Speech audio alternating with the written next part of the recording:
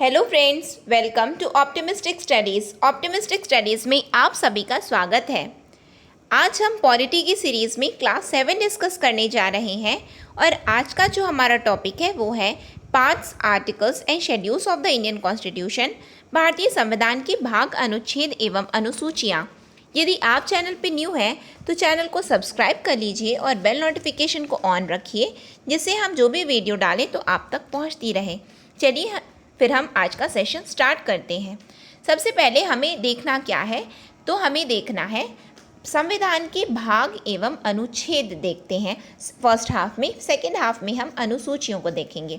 तो हम पहले याद करने की कोशिश करते हैं कि हम किस तरह से याद कर सकते हैं। तो भाग, जैसा कि हमने देखा है कि 25 भाग, प्रेजेंट में अभी कितने भाग हैं हमारे संविधान में, तो 25 भाग हैं।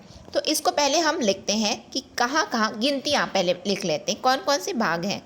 तो पार्ट 1 है, 2, पार्ट 1, 2, 3, 4 है। ठीक, 1, 2, 3, 4 है। 4 के बाद आता है 4A। ठीक है, कौन कौन सा है उसको भी देखेंगे। 4A, 4A के बाद आता है 5, 5 के बाद में है 6। ठीक है, फिर उसके बाद 7 नहीं है, 7 नहीं है, हटा हुआ है, 7 नहीं है। ठीक, फिर उसके बाद क्या है, 7 के बाद आज 7 नहीं है तो 8 आया। 7 को बिल्कुल गिनना ही नहीं है हमें, क्योंकि उसको रद्द कर दिया गया है। किसको? 7, भाग 7 को रद्द कर दिया गया है। फिर 8 आ जाता है, 8 के बाद में 9, 9 के बाद में 9A, फिर उसके बाद 9B, 9 हुआ, 9A और 9B। ठीक, फिर उसके बाद हम आ जाते हैं 10 में, 10 के बाद में है 11, 10 के बाद 11, 11 के बाद में आ जाते हैं 12, 12 के बाद में 13, 13 के बाद में हम आते हैं 14 पे, 14 के बाद में हमारा आ जाता है 14A। क्या आता है? 14A आ जाता है। ठीक है, ये चीज़ हमको याद रखना है। कहाँ कहाँ पे याद रखना है? एक तो ये, इसमें 9 में A भी है, फिर उसके बाद 14 में A है, और किस में है? 4 में A है, 4 और 4A, फिर उसके बाद 9, 9A और 9B और 14 और 14A है। ठीक, उसके बाद में फिर आपको एज इट इज़ लिख देना है। 15 से लेकर के कहाँ तक लिख देंगे आप? 15 से लेकर के पूरा 22 तक लिख देंगे। 15 से लेकर के 22, यानी कि 15, 16, 17, 18, 19, 20, 21, देन 22। फिर एज इट इज़ पूरा आपको लिख देना है। ध्यान क्या देना है हमको कि जो 4 है, 4 के बाद में 4A जुड़ा हुआ है, 7 नहीं है, और उसके बाद 9, 9A, 9B और 14 और 14A। ये भाग हैं, कुल मिलाकर के 25 हैं। ठीक है, ये जो जुड़े हैं ये बाद में जुड़े हैं, संविधान संशोधन के द्वारा ये जोड़े गए हैं और या फिर हटाए गए हैं। ठीक है, याद करते हैं किस में क्या है। तो हम आ जाते हैं भाग 1 में। भाग 1 में आ जाते हैं। भाग 1 बोलता है यूनियन एंड इट्स टेरिटरी। हम इसको एक स्टोरी के माध्यम से याद करने की कोशिश करते हैं कि किस तरह से हम इसको याद करें। ठीक है, गूगल में आप सर्च करेंगे तो आपको बहुत सारी ट्रिक्स मिल जाएंगी, आप उससे भी याद कर सकते हैं। लेकिन हम अभी कोशिश करते हैं कि हम एक स्टोरी के माध्यम से, भाग को मैंने आपको बता दिया कि भाग की गिनती कैसे करनी है, अब हम एक स्टोरी के माध्यम से इसको पढ़ने की कोशिश करते हैं। आर्टिकल्स को आपको याद ही करना पड़ेगा, उसके लिए कोई ट्रिक नहीं है, या फिर आप अपनी कोई सी ट्रिक लगा करके ही याद कर लीजिए इसको। ठीक है, मेरे हिसाब से इसको एज इट इज़ आप ऐसे याद करें तो ज़्यादा बेटर है। लेकिन हम अभी विषय में आ जाते हैं, जो कि भाग का नाम क्या है। तो नाम में हम आते हैं, जो मैं बोल रही हूँ उसको पहले आप ध्यान से एक बार सुनिए। मैं क्या बता रही हूँ यहाँ पे कि हम जब कहीं रहते हैं, कहाँ रहते हैं हम? यूनियन और उसकी टेरिटरी में रहते हैं, यानी कि किसी देश की, संघ की और उसकी सीमा के अंतर्गत जब हम रहते हैं तो हमें नागरिकता वहाँ की प्राप्त हो जाती है।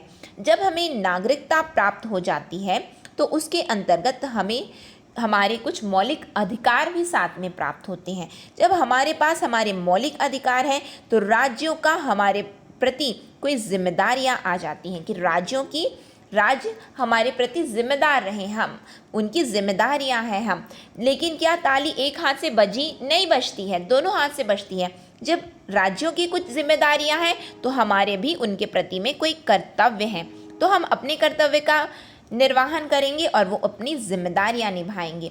लेकिन हमें ये नागरिकता मिली कहाँ की थी? तो हमें ये नागरिकता संघ की, राज्य की और केंद्र प्रशासित प्रदेशों की मिली थी। लेकिन इसके अंतर्गत हमने देखा कि पंचायत भी आते हैं, म्यूनसिपालिटीज़ भी आती हैं, नगरीय निकाय भी आते हैं और सहकारी समितियां भी आती हैं। किसके अंतर्गत है ये? जहाँ की हमें नागरिकता मिली हुई है।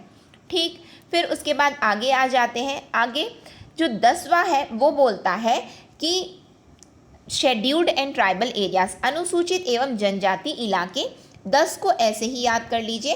फिर उसके बाद 11 से हम आते हैं। 11 में हम आ जाते हैं जो संघ और राज्यों के बीच में अब एक दूसरी स्टोरी स्टार्ट होती है। यहाँ पे जो अभी मैंने फर्स्ट हाफ में बताया उसको ध्यान से सुनना। अब सेकेंड हाफ में क्या है कि संघ और राज्यों के बीच में अब संबंध अच्छे हो रहे हैं। संबंध अच्छे हैं, रिलेशंस इनके बीच में अच्छे हैं। जब संबंध किसी के बीच में अच्छे हैं तो क्या उनके बीच में पैसों का लेन देन भी स्टार्ट हो जाता है? बिल्कुल हो जाता है। जब किसी फ्रेंड्स के बीच में संबंध अच्छे होते हैं तो किसी को ज़रूरत पड़ी तो कोई दे दिया, तो प्रॉपर्टी फाइनेंस की बातें हो जा रही, कॉन्ट्रैक्ट्स की बातें हो जा रही हैं। लेकिन ये सब हो क्यों रहा है? ये इसलिए हो रहा है क्योंकि अभी उनमें आपस में क्या करना है? वाणिज्य, व्यापार करना है उनको। जब व्यापार उनके बीच में होने लगा, यानी कि जो सेवा का क्षेत्र है उसका विकास हो रहा है। जब सेवा का विकास हो रहा है, लेकिन क्या सदा दिन संबंध एक जैसे होते हैं? संबंध यहाँ पे अच्छे हुए थे, लेकिन क्या सदा दिन संबंध अच्छे होते हैं? तो नहीं, उनके बीच में मनमुटाव, टकराव भी आ जाते हैं। जब टकराव आया तो उसके निपटान के लिए ट्रिब्यूनल चले गए। जब ये ट्रिब्यूनल चले गए तो वहाँ पे ट्रिब्यूनल ने अपना फैसला सुनाते हुए कहा कि एक काम करो, आपस में लड़ो मत, चुनाव कर लो। चुनाव में इन्होंने फैसला लिया कि हम किसी वर्ग को जो है हम उनके लिए विशिष्ट प्रावधान रखेंगे। विशिष्ट प्रावधान ये कौन सा रखना चाहते थे? तो भाषा से संबंधित विशिष्ट प्रावधान रखना चाहते थे। लेकिन जब ये ऐसा बोले तो सभी लोग अपनी अपनी भाषा को सर्वोपरि बोलने लगे और ऐसी स्थिति उत्पन्न हो गई कि आपातकाल की स्थिति आ गई। क्योंकि सभी लोग अपनी भाषा को विशिष्ट, जब बोले कि ये विशिष्ट प्रावधान करना चाहते हैं भाषा से संबंधित, तो सभी अपनी भाषा को सर्वश्रेष्ठ मानते हैं। तो ऐसी स्थिति हुई कि आपातकाल की स्थिति खड़ी हो गई। आपातकाल की स्थिति जैसे ही आई तो और विविध मांगे उठ गई। मिसलेनियस लिखा है ना, तो और विविध मांगे उठ गई। तो फैसला ये लिया गया कि ऐसे काम नहीं चलेगा, एक काम करते हैं, संविधान में संशोधन ला देते हैं। जब संविधान में संशोधन लाया गया तो ये प्रावधान किया गया कि जो आप विशिष्ट प्रावधान करना चाहते थे उनको आप अस्थायी बना दीजिए, टेम्परेरी बना दीजिए। इसके बाद फैसला ये आया कि हिंदी को, जो ये भाषा के लिए लड़ रहे थे ना कि हम इनके लिए, तो फैसला आया हिंदी के पक्ष में। ये एक सिंपल सी एक ट्रिक है जो स्टोरी के माध्यम से मैंने आपको बताया है कि आप इस तरह से याद कर सकते हैं। आप अपनी भी ट्रिक लगा लीजिए, यदि आपको जो लगे, जो सूटेबल लगे, आप उससे बिल्कुल याद कर सकते हैं। हम आगे अब बढ़ जाते हैं। ये इंग्लिश में लिखा था और अब ये हिंदी में भी है। जो चीज़ वहाँ लिखा था सेम चीज़ यहाँ पे भी लिखी हुई है। अब देखते हैं, हम अनुसूचियों में आ जाते हैं कि अनुसूचियाँ 12 अनुसूचियाँ हैं। तो कौन कौन सी क्या अनुसूचियाँ हैं उसको हम पहले देखते हैं। तो जो पहली अनुसूची यदि एग्ज़ाम में आता है कि किस अनुच्छेद को वो कवर करती है, आर्टिकल कौन से को कवर करती है, तो 1 से लेकर के 4 तक को कवर करती। क्या? जो पहली अनुसूची है, फर्स्ट शेड्यूल। इसमें लिखा क्या गया है? तो इसमें लिखा है it contains the name of states and union territories. इसमें राज्यों और केंद्र शासित प्रदेशों के नाम है। किसके? राज्यों और केंद्र प्रशासित प्रदेशों के नाम है। साथ में टेरिटोरियल जुरिडिक्शन भी है। किसकी? तो राज्यों का प्रादेशिक क्षेत्राधिकार भी शामिल है। क्षेत्राधिकार, क्या आपके पास नाम तो है, नाम के बाद उनका क्षेत्राधिकार भी शामिल है। किसमें? तो पहली अनुसूची में। फिर आगे आ जाते हैं हम दूसरी अनुसूची। तो दूसरी अनुसूची में क्या लिखा हुआ है? The provision in relation to alliance, privilege और इमोल्यूमेंट्स। क्या क्या लिखा है? भत्तों, विशेषाधिकारों और परिलब्धियों के संबंध में प्रावधान है। तो किसके भत्तों की बात की गई है? तो तो president of India, governor of Indian state. याद अब करने का बता रही हूँ तरीका, ये तो ठीक है। इसका जो ये शेड्यूल अभी हम अनुसूचियाँ देख रहे हैं ना, उसका भी मैं आपको लास्ट में ट्रिक बताऊंगी। लेकिन ट्रिक तब आती है जब हमको पता चलता है कि अच्छा ये वाला ना बहुत लंबा मेथड था, ये लंबा मेथड था, हम ना शॉर्टकट से भी ऐसा सॉल्व कर सकते हैं। ठीक है, तो पहले हम एक बार देख लेते हैं, फिर उसके बाद ट्रिक में भी आ जाएंगे। तो बात क्या है इसमें, इमोल्यूमेंट्स, भत्तों की बात होती है। तो किसके भत्तों की बात हुई है, तो राष्ट्रपति के और राज्यपाल के, राष्ट्रपति राज्यपाल। और किसके किसके भत्तों की बात हुई है, तो लोकसभा के जो अध्यक्ष हैं और जो उपाध्यक्ष हैं, लोकसभा के अध्यक्ष, उपाध्यक्ष, और राज्यसभा के सभापति और उपसभापति। फिर उसके बाद जब हम स्टेट लेजिस्लेटिव असेंबली के बारे में वहाँ के संदर्भ में हम यदि देखें तो विधानसभाओं के संदर्भ में, तो राज्यों के विधानसभा के अध्यक्ष और उपाध्यक्ष, और वहाँ पे जो विधान परिषद होते हैं तो उनके सभापति, उपसभापति, चेयरमैन और डिप्यूटी चेयरमैन।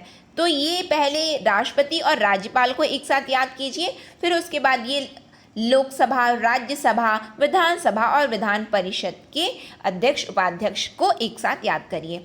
फिर उसके बाद में हाई कोर्ट, सुप्रीम कोर्ट और हाई कोर्ट के जज को याद कर लीजिए। फिर लास्ट में कैग को याद कर लीजिए, controller and auditor general, Bharat के नियंत्रक एवं महालेखा परीक्षक। तो हम बहुत ही ईजिली याद कर सकते हैं प्रेसिडेंट, गवर्नर, फिर उसके बाद लोकसभा और राज्यसभा, फिर उसके बाद लेजिस्लेटिव असेंबली, लेजिस्लेटिव काउंसिल, फिर उसके बाद में क्या, सुप्रीम कोर्ट, हाई कोर्ट और कैग। ये हमको 9 याद रखने हैं कि हम किस तरह से याद कर सकते हैं कि इनके भत्तों की बात कही गई है, किस में कही गई है, तो अनुसूची 2 में कही गई है। ठीक है, आगे आ जाएं हम लोग। आगे बताया गया है oaths and affirmation, oaths and affirmation, शपथ और प्रतिज्ञान। शपथ और प्रतिज्ञान किसके, तो union minister of India, then parliament election candidates, then MPs, फिर सुप्रीम कोर्ट जजेस, controller and auditor general. Bharat के केंद्रीय मंत्री, संसद चुनाव उम्मीदवार, संसदीय सदस्य, सुप्रीम कोर्ट के न्यायाधीश, नियंत्रक और महालेखा परीक्षक। इनके ओथ एंड अफर्मेशन की बात हुई है। फिर उसके बाद और भी आते हैं राज्य मंत्री, राज्य विधान मंडल चुनाव के उम्मीदवार, राज्य विधान मंडल सदस्य, उच्च न्यायालय के न्यायाधीश। ये हमने किसका देख लिया, ओथ एंड अफर्मेशन, शपथ और प्रतिज्ञान। याद कैसे करें, तो पहले मंत्री याद करेंगे, फिर उसके बाद संसदीय चुनाव के उम्मीदवार याद करेंगे, फिर संसदीय सदस्य याद करेंगे, फिर उसके बाद सुप्रीम कोर्ट के जज, फिर उसके बाद कैग। ये 5 हुए। बस इन्हीं के सिमिलर स्टेट मिनिस्टर हो जाएंगे, फिर स्टेट लेजिस्लेटिव असेंबली के कैंडिडेट हो जाएंगे, और वहाँ पे क्या हो जाएंगे, जो विधान मंडलों के सदस्य होते हैं वो, और उच्च न्यायालय के न्यायाधीश। सिमिलर है, बस वहाँ पे कैग था, यहाँ पे कैग नहीं है, तो हमारा कितना हो गया, 9 यहाँ पे अगेन हो गया। ठीक है, आर्टिकल ऊपर में लिखा हुआ है, उसको आपको याद करना ही पड़ेगा, उसको करना ही पड़ेगा। उसके लिए आपके पास ट्रिक नहीं है, तो आप लोगों को याद उसको करना ही पड़ेगा, क्योंकि एग्जाम में पूछते हैं वो।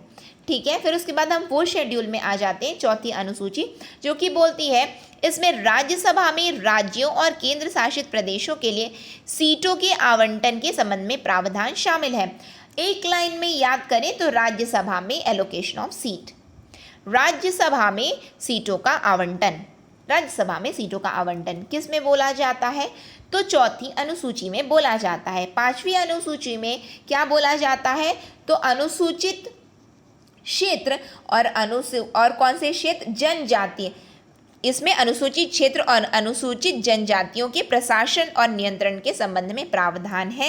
Administration and control of scheduled areas and scheduled tribes, scheduled areas and scheduled tribes किस में आता है, 5वें में आता है। 6वें में क्या आता है, तो आसाम, मेघालय, त्रिपुरा, मिजोरम। आसाम, मेघालय, त्रिपुरा, मिजोरम, उसमें ये नहीं थे।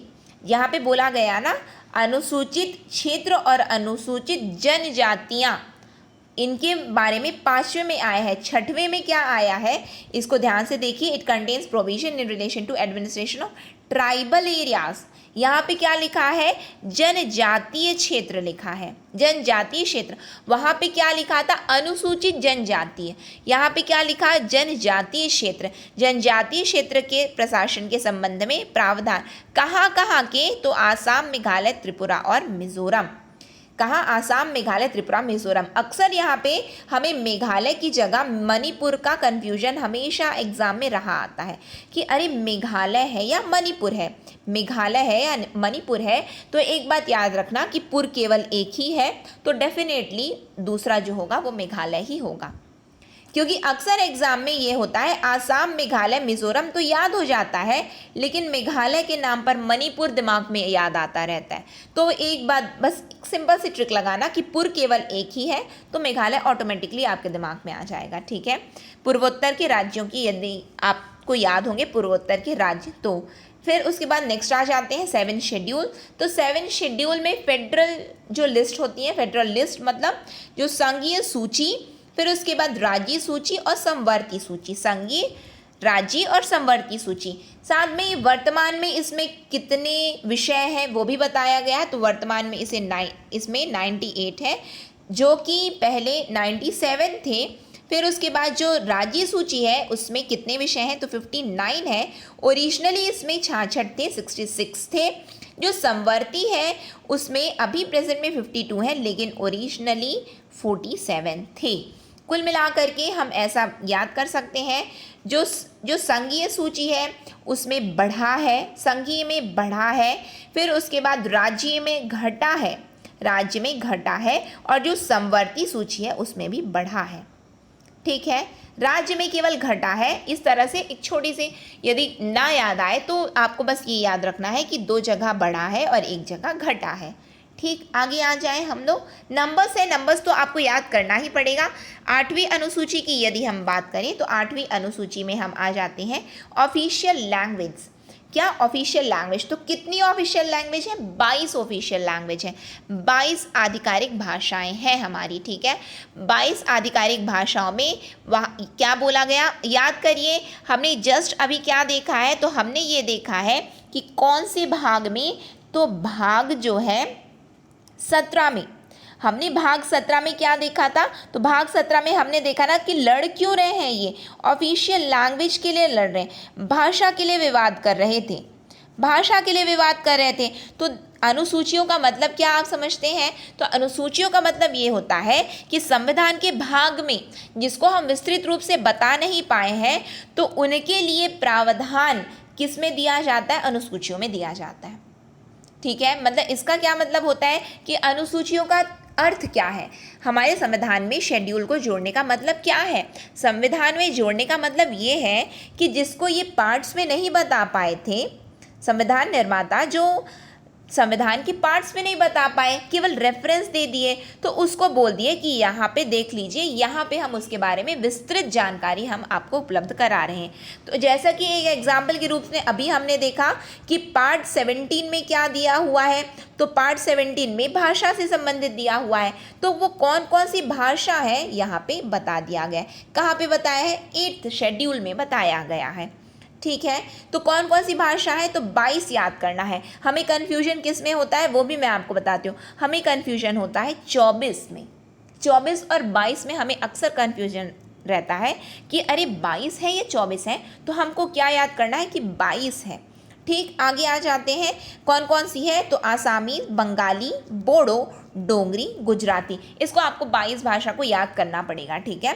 आसामी, बंगाली, बोडो, डोगरी, गुजराती। कोई ट्रिक हो तो आप उससे भी याद कर सकते हैं, जैसा भी आपको याद हो जाए, बस याद तो करना है एग्जाम के लिए, ठीक है। फिर उसके बाद हिंदी, कन्नड़, कश्मीरी, कोंकणी, मैथिली, मलयालम, मणिपुरी, मराठी, नेपाली, उड़िया, पंजाबी, संस्कृत, संथाली, सिंधी, तमिल, तेलुगु, उर्दू, ठीक है। आपको ध्यान क्या देना है, इसमें इंग्लिश नहीं है। एक्सेप्शन को याद करिए कि इसमें इंग्लिश नहीं है, बाकी तो आप ऐसे ही निकाल सकते हैं, ऐसे ही निकाल सकते हैं, ठीक है। आगे आ जाए हम लोग, फिर उसके बाद 9वीं अनुसूची में आ जाते हैं, 9 शेड्यूल में आ जाते हैं, जो कि कौन से आर्टिकल को कवर करता है? तो 31B को कवर करता है। और ये किससे संबंधित है? तो ये संबंधित है लैंड रिफॉर्म से, भूमि सुधार के प्रावधानों से और एबॉलिशन ऑफ जमींदारी सिस्टम, यानी कि किसके उन्मूलन से? जमींदारी व्यवस्था के उन्मूलन से संबंधित है।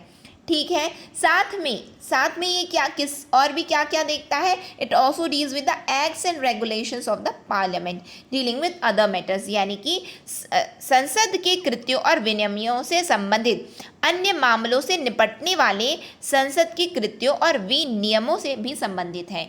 क्या? तो ये 9वीं अनुसूची। हमको याद क्या करना है? ये तो ठीक है, संबंधित है, वो उतना नहीं आता है, ये अक्सर एग्जाम में नहीं पूछा गया है। तो पूछा क्या गया है? केवल ये पूछा गया भूमि सुधार और जमींदारी सिस्टम का उन्मूलन। क्या? एबॉलिशन, जमींदारी व्यवस्था का उन्मूलन। ठीक है, आगे आ जाते हैं हम। आगे ये क्या बताया जा रहा है? इसमें ये बताया जा रहा है कि ये जो 9वीं अनुसूची है वो भारतीय संविधान के फर्स्ट अमेंडमेंट एक्ट 1951 में ऐड की गई है। 9वीं अनुसूची, क्योंकि पहले कितनी थी याद करिए? 8 थी ना, मैंने आपको बताया था। फिर मैंने आपको बताया था 9वीं कब जोड़ी गई है? तो 1951 में जोड़ी गई है। ये मैंने आपको बताया हुआ है। आपने यदि प्रॉपरली वीडियोस को फॉलो कर रहे हो तो आपको ये बिल्कुल पता हो रहा, याद आ रहा होगा कि मैंने आपको बताया है। तो कौन से संविधान संशोधन से जोड़ी गई है? तो पहले संविधान संशोधन से जोड़ी गई, संशोधन अधिनियम से जोड़ी गई है, जो कि 1951 में आया था। ठीक, तो उसमें क्या था? उसमें ये बोला गया था कि 9वीं अनुसूचियों में जिन जिन विषयों को रखा जाएगा उसमें न्यायिक समीक्षा नहीं की जाएगी, न्यायिक जांच नहीं की जाएगी। क्या आधार बना करके? तो मौलिक अधिकारों का हनन का आधार बना करके उस जिन जिन विषयों को 9वीं अनुसूची में जोड़ा जाएगा वो विषय न्यायिक जांच से दूर रहेंगे। समझ रहे हैं? एक बार और रिपीट कर देती हूँ। क्या बोला गया है? प्रथम संशोधन अधिनियम 1951 में जो 9वीं अनुसूची को ऐड किया गया, तो बोला गया मौलिक अधिकारों के उल्लंघन के आधार पर इसमें शामिल कानूनों को न्यायिक जांच से बचाने के लिए 9वीं अनुसूची को जोड़ा गया था। इसमें क्या किया गया? इसमें ना ऐसे ऐसे विषय डाल दिए गए, और क्योंकि इनको पता था कि हम ऐसा ला रहे हैं कि इस पर ना न्यायिक जांच नहीं हो सकती है, न्यायिक जांच नहीं हो सकती, तो ये कभी आप नहीं बोलोगे कि हमारे मौलिक अधिकारों का उल्लंघन है तो न्यायिक जांच होनी चाहिए। तो पहले ये बता दिए कि इसमें जो जो विषय शामिल होंगे वो न्यायिक जांच से बचे हुए रहेंगे। लेकिन सुप्रीम कोर्ट ने 2007 में यह निर्णय देते हुए, लैंडमार्क जजमेंट में सुप्रीम कोर्ट ने यह फैसला दिया कि इस 9वीं अनुसूची में जो कोई भी प्रावधान 24 अप्रैल 1973 के बाद जोड़े जाएंगे उन सभी प्रावधानों पर न्यायिक समीक्षा की जा सकेगी। क्या बोला गया? कि 24 अप्रैल 1973, ये ही दिन में क्यों बोला गया? क्योंकि इस दिन लैंडमार्क जजमेंट आया था Kesavananda Bharati versus state of Kerala, यानी कि केशवानंद भारती बनाम केरला राज्य के बीच में जो विवाद चल रहा था उसका जजमेंट आया था। और कब आया था? तो 24 अप्रैल 1973 में आया था। ठीक, तो ये बोला गया, ये तब का केस है। तो बोला गया कि इसके बाद में जो कुछ भी जोड़ा गया है उन पर सभी विषयों पर न्यायिक समीक्षा की जा सकेगी। पहले क्या बोला गया? नहीं की जा सकेगी। इसमें उसका खंडन करते हुए सुप्रीम कोर्ट ने बोला कि बिल्कुल की जा सकेगी, लेकिन शर्त क्या है कि इस दिन के बाद जो जो जोड़ेंगे उस पर की जा सकेगी, उससे पहले वालों में नहीं की जा सकेगी। ठीक है, आई होप आप लोगों को क्लियर हुआ होगा। नेक्स्ट में हम आ जाते हैं 10वीं अनुसूची। 10वीं अनुसूची बोलती है किससे संबंधित है? तो आयाराम गयाराम की जो पॉलिटिक्स हम आगे पढ़ेंगे, एंटी डिफेक्शन लॉ, उससे संबंधित है। क्या है? Disqualification of the members of parliament and state legislature on the ground of defection. इसमें दल बदल के आधार पर संसद और राज्य विधानमंडलों के सदस्यों की अयोग्यता से संबंधित प्रावधान है। दल बदल कानून जिसको हम बोलते हैं, इन शॉर्ट दल बदल विरोधी कानून बोलते हैं। ठीक है, एंटी डिफेक्शन लॉ बोलते हैं। जोड़ा कैसे गया ये? तो जोड़ा गया है 52nd कॉन्स्टिट्यूशन अमेंडमेंट एक्ट, जो कि 1985 में आया, तब ये जुड़ा है। कैसे जुड़ा है इसको याद बिल्कुल कर लेना है आप लोगों को कि ये जो 10वीं अनुसूची है कब जोड़ी गई है? तो 1985 के 52nd कॉन्स्टिट्यूशन अमेंडमेंट एक्ट के जरिए ये जोड़ी गई है 10वीं अनुसूची। ठीक है, आगे आ जाए, आगे क्या है 11वीं अनुसूची। तो 11वीं अनुसूची तो आप सभी को पता होगा कि ये किससे संबंधित है, तो पावर्स अथॉरिटी एंड रेस्पॉन्सिबिलिटी किसकी, तो पंचायत की। 11वीं किससे है, पंचायत से। किस आर्टिकल के तहत है, तो 243G में बोला गया है। क्या बोला गया है, शक्तियाँ, अधिकार और जिम्मेदारियाँ किसकी, पंचायतों की। और इसमें कुल मिलाकर के 29 मैटर्स हैं, 29 मामले हैं। साथ में ये कैसे आया हमारे संविधान में, तो 73rd कॉन्स्टिट्यूशनल अमेंडमेंट एक्ट, और वो कब आया था, 1992 में आया था, जो कि हमने पढ़ा है, ये मैंने आपको बताया हुआ है और आपको इसके बारे में थोड़ी बहुत तो जानकारी ज़रूर होगी। फिर उसके बाद 12th आ जाते हैं। 12वीं अनुसूची कौन से अनुच्छेद को कवर करती है, तो 243W को कवर करती है। ये कब जोड़ी गई है, तो 74th कॉन्स्टिट्यूशन, वो किससे, वो वाला 73rd से, कौन सा, पंचायत वाला, और 74th से क्या आया है, म्युनिसिपैलिटीज़ आई हैं, ठीक है। और ये किससे संबंधित है, तो ये संबंधित है नगर पालिकाओं के शक्तियों, अधिकार और जिम्मेदारियों से संबंधित है। उसमें हमने देखा कि 29 मामले हैं, इसमें 18 मामले हैं, ठीक है। तो ये हमने क्या कवर अप कर लिया, हमने अनुसूचियों को कवर किया है। साथ में यदि आपको ट्रिक चाहिए तो ट्रिक के लिए ये एक फेमस ट्रिक है, यदि आप गूगल करेंगे तो भी आपको मिल जाएगी। क्या है, टीयर्स ऑफ ओल्ड पीएम। क्या है, टीयर्स ऑफ ओल्ड पीएम। उससे हम लोग क्या याद करते हैं, T for tier, T for territory, ठीक है, टी फॉर टेरिटरी। ई से इमोल्यूमेंट, जैसे कि मैंने आपको बताया भत्ते। ए से एफर्मेशन, जैसे कि शपथ जो लिया जा रहा है। आर से राज्यसभा। एस से जो है शेड्यूल्ड एरियाज, जो अनुसूचित क्षेत्र हैं। ओ से शेड्यूल्ड एरियाज को छोड़ करके कौन कौन से यहाँ पे शामिल हो गए, ट्राइबल एरियाज शामिल हो गए, जनजातीय क्षेत्र शामिल है, यानी कि यहाँ पे अदर शेड्यूल्ड एरियाज को हम ऐसे याद कर सकते हैं, जो कि क्या है, आसाम, त्रिपुरा, मेघालय और मिजोरम, ठीक। एफ से फेडरल लिस्ट, फेडरल प्रोविजन मतलब होता है 3 लिस्ट हो जाती हैं। ओ से ऑफिशियल लैंग्वेज है, राष्ट्रीय भाषा। एल से भूमि सुधार। फिर डी से होता है डिफेक्शन, जो कि हमने देखा है दल बदल विरोधी कानून। पी से हमने देखा पंचायत। एम से हमने देखा म्युनिसिपैलिटीज़। ये आपको यदि ठीक लगता है तो आप इस तरह से याद कर लीजिए, अदरवाइज़ मैंने आपको समझा दिया है। आप वैसे भी एज इट इज़ कुछ चीज़ें जब हम याद कर लेते हैं तो वो बिल्कुल हमारे दिमाग में छप जाती हैं, ठीक है। तो इस तरह से हमने इसको कवर किया है। इसकी फ्री PDF आप हमारे मोबाइल ऐप, जिसकी लिंक डिस्क्रिप्शन बॉक्स में, वहाँ से जाकर के आप डाउनलोड कर सकते हैं। नेक्स्ट सेशन में हम मिलेंगे, लेकिन ये सेशन आपको अच्छा लगा हो तो प्लीज़ लाइक कीजिए, ज़्यादा से ज़्यादा लोगों तक शेयर कीजिए, और यदि आपने चैनल को सब्सक्राइब नहीं किया है तो चैनल को सब्सक्राइब कर लीजिए और बेल नोटिफिकेशन को ऑन रखिए, जिससे हम जो भी वीडियो डालें तो आप तक पहुँचती रहे। नेक्स्ट सेशन में हम मिलेंगे। नेक्स्ट सेशन तक के लिए optimistic learning. Thank you for the session.